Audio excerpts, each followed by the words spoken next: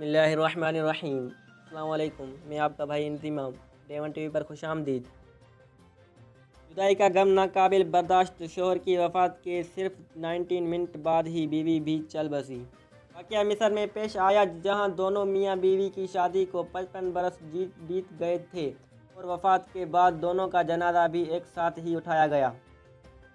مصر میں 55 سال تک رشتہ ازدواج میں منسلک رہنے والے شوہر کی وفات کے صرف 19 منٹ بعد ہی بیوی بھی خالق حقیقی سے جا ملی۔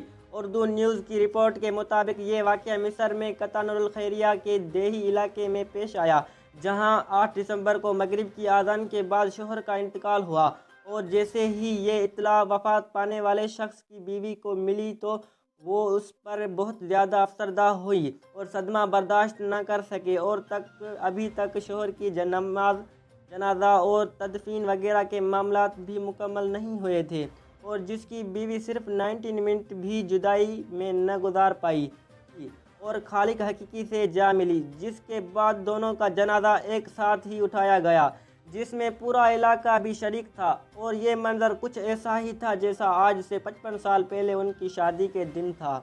اس حوالے سے مصری جوڑے کے بیٹے احمد شفیق نے بتایا کہ ان کے والدین نے ایک مثالی ازدواجی زندگی گزاری۔ 55 سال گزرنے کے باوجود ان کی محبت میں کمی نہیں آئی۔ میرے 4 بہنیں ہیں، لیکن ہم نے کبھی انہیں لڑتے ہوئے نہیں دیکھا۔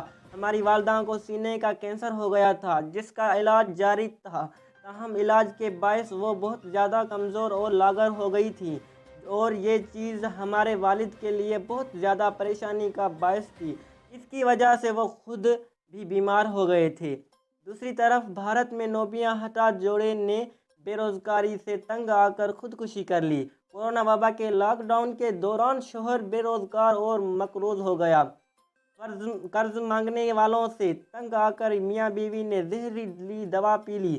بھارتی میڈیا کے مطابق بھارتی ریاست مغربی بنگال کے علاقے کھڑگپور میں نوبیاں ہٹا جوڑے نے بے روزگاری سے تنگ آ کر خودکشی کر لی ہے۔ پولیس کے مطابق ایک گھر سے میاں بیوی کی لاشیں ملی، جو نوبیاں ہٹا جوڑا تھا، جس کی حال ہی میں شادی ہوئی۔ دونوں کا تعلق آندھرا پردیش سے تھا۔